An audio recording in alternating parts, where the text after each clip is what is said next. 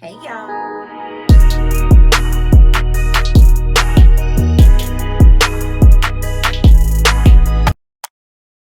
Welcome back to my channel. I'm so glad to have you all here.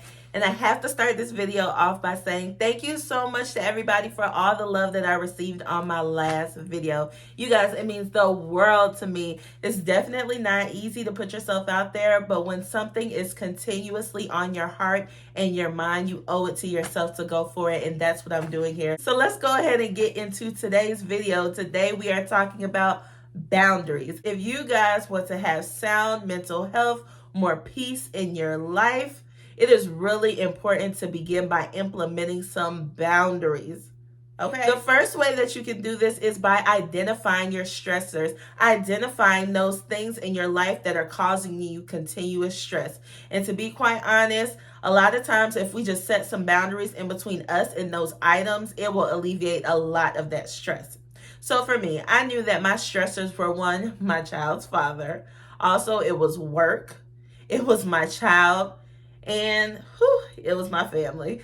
I know a lot of you all out there can relate. So in order for me to go ahead and set boundaries between myself and these different people in my life, I just had to figure out where I wanted to start. And for me, it was really easy to start with my child's father. And that was simply because of the dynamic of our relationship. We were no longer anything that we used to be. We were strictly mother and father to our child. All the romantic stuff had ceased. So it was really easy to implement those boundaries with him just because that emotional tie, that romantic emotional tie was no longer there. First of all, is I put some space between he and I. In the beginning, not gonna lie, used to be on his social media trying to figure out what was going on. Y'all, I had to cut that out for my mental health. I had to put some boundaries in between myself and whatever he had going on. And it's so crazy looking back because now, y'all, I have no idea what that man got going on. Outside of his relationship with my child, I have no idea. From time to time, people will ask me, what's he up to? Girl, I don't know. I don't know. But I'm cool with it. You know, if it's important enough, if it's going to affect my child, then I leave that up to him to share that with me. But I don't go looking for a thing. You don't want to be keeping up so much with that individual that it is causing you stress. Another way that I set boundaries between he and I, back in the day, I'm not going to lie, him and I both used to send each other negative texts. Girl, we both used to send some triggering stuff back and forth to one another, but it got to the point where I literally couldn't do it anymore. I couldn't. We had been through so much. We had been back and forth, and it got to the point where I was like, child, I can't do it anymore. If he would send me some long triggering text that was pretty much in alignment with what we had done before, I would simply send back an okay. Okay.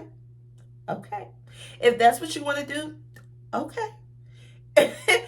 And now when I tell you guys that me and my child's father's conversations are strictly business, we are talking about my son and my son only. Now, there have been instances now after time, my son is 7, that if something happens with my son, he might say, are you okay? And then I'll let him know where my head's at. But if I'm not going to him crying about anything, I'm not, because I just keep that boundary up. I'm only going to give him so much of myself. And I think he only gives me so much of himself. Not to speak for him, but I just think that's where we're at. Neither one of us are giving to each other emotionally like we once did. But setting boundaries with my son's father truly helped me to alleviate a lot of that stress that our relationship was causing me not going back and forth with him, me not keeping up with what was going on in his personal life, me just keeping it strictly business between he and I and our son. And that has served us very well. Next, setting boundaries with work. Child, now, we all got to get this money. We out here trying to take care of these kids. We got to take care of these babies, and we need a way to provide financial stability for our children for sure. However, work can't get us all. Maybe back in the day, we were working to the point where we were saying team no sleep and all that other negative stuff. No, not anymore. There are boundaries between me and work. So I work in the corporate environment. I'll say this.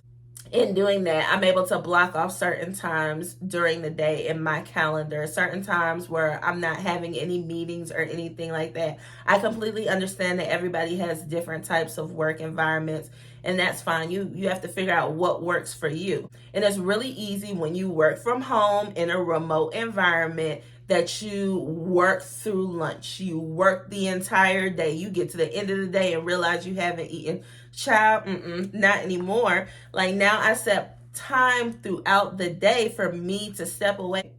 Another thing that I do is midday, every single day, I take a break, also known as lunch. I make sure that I get up and I step away from my computer midday. Noon works for me. Whatever works for you, that's fine.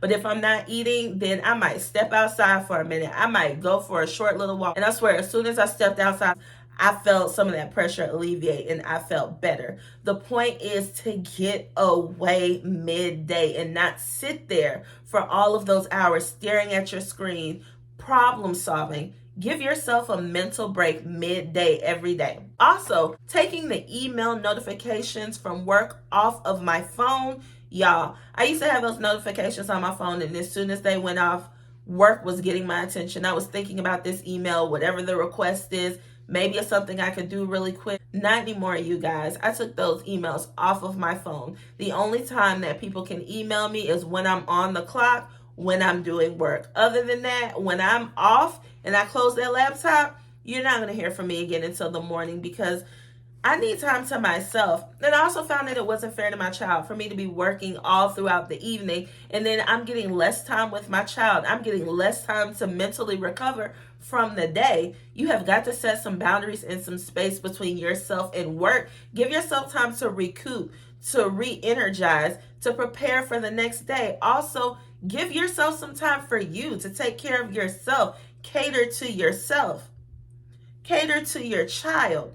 You deserve that. I'm trying to tell y'all, set some boundaries between yourself and work. Also, I'm talking about a 9 to 5. You guys, I do understand that some of us out here have things outside of work that we're working on. That's a little bit different. I'm more so talking about the 9 to 5 type of work. The extra things it's good to set some boundaries there too, but I know that's not always as easy. Next, set some boundaries with your family. Y'all. A lot of us out here, we love our family. We love to do for our family. But sometimes a family can be super stressful. So me, myself, I'm the oldest child. It's just a dynamic of being an older child. But I've had to set some boundaries in between my family. For instance, if my family is like, hey, everybody's going to come over to mommy and daddy's. Do you guys want to come over? If I don't want to go, I don't go. If my son expressed interest and tells me that he wants to go, then I'll drop him off. I will drop him off and I will come home and have some me time and I will take a bath, watch a movie, do whatever I need to do because I have time to do it. Another thing, sometimes family will ask you for help with certain things. Sometimes it's a good idea to empower them to solve those issues themselves. You could walk them through how to do it themselves. So next time, hopefully they can perform that task on their own and they're not leaning on you so much. I know it's easier said than done. If you try and they're not receptive to it, then I get that. But at least give it a try. Empower them to solve the problem on their own. So next time, maybe they will instead of calling you. Also, I will set my phone to do not disturb. If I need some time to myself, then I'll put my phone on do not disturb. Oh my gosh, I used to feel so guilty about that. But at this point in time, sometimes I need a mental break from everybody and everything for my mental health. I have recognized that that is something that I need. So I do that for myself. It's not to be mean to anybody at all because I truly care about my family and what they may be going through. But I cannot always be available to everybody. Next, child, setting some boundaries with your child. If y'all's child is like mine, my baby boy is 7 years old and he likes to be under his mommy. He always likes to be with his mom. But you guys, I had to set some boundaries. And one way that I did that was by getting him out of my bed. I'm sleeping so uncomfortably. I'm not feeling rested. Definitely easier said than done. It was absolutely a process to get him to sleep in his own bed. And me explaining to him, baby, it is no longer comfortable for you to sleep with mommy. Mommy loves you, but you are getting bigger. And you're supposed to get bigger. Like, that's what you're supposed to do, and that's okay. But it is becoming uncomfortable for mommy. Mommy is not getting the amount of sleep that I should be getting. So it's time for you to sleep in your own bed. And do you know, after this baby slept in his own bed and got comfortable in it, now he tells me how much he loves sleeping in his own bed, how much rest he gets. Y'all, I had to set some boundaries in between me and my child. One, he needed more independence, but I needed some space. Also, getting him on a schedule was a game changer. So when it came to nighttime, a lot of time I would, especially when he was sleeping in the bed with me, I would allow him to stay up until I went to sleep. Not the best thing. Now my baby's bedtime is 9 o'clock. Sometimes he is going to sleep before 9 o'clock. And I make sure that he is in bed. Having him on a schedule is beneficial to him and myself. We both know what we are responsible for. We know what time we're looking to wake up and what time we're going to bed. And it helps both of us out. And then when he goes to bed, I have a little bit of time to myself where I can lay down, or I could take a break, or I could do whatever I want before I go to bed without having a child up under me calling me needing something. Y'all, me getting my son on a schedule and establishing and sticking to a bedtime has helped us both out so much. Lastly, the most important person for you to set some boundaries with is yourself. I'm very mindful about being kind to myself. I don't allow myself to talk to me any kind of way. If I feel a negative thought creeping up, then I have to combat that with something positive.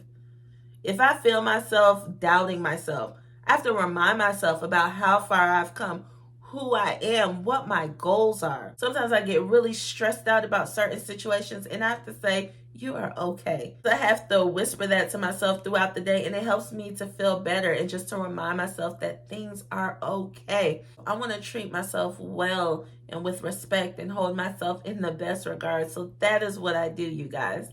So these are my tips for how I set boundaries in my own life.